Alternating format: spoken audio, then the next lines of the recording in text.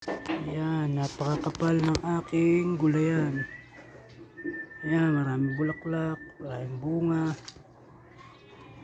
Ayan, ang palaya.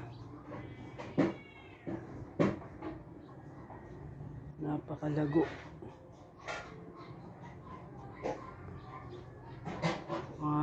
Isang linggo, marami nang harvestin na gulay na sitaw. Ito. Mga bunga ng sitaw. Sitaw. Ayan, mga sitaw, bunga. Ito. Ito mahaba na. Ito mahaba na rin. Ayan. Mga bunga yan.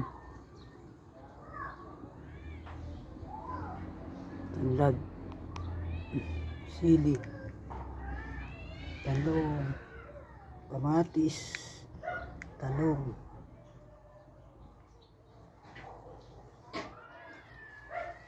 Kailangan yung mga nabubulok o yung mga pinagbalatan, yun yung lalagay nyo dyan para mabilis mamunga. Mga pinagbalatan ng mga saging.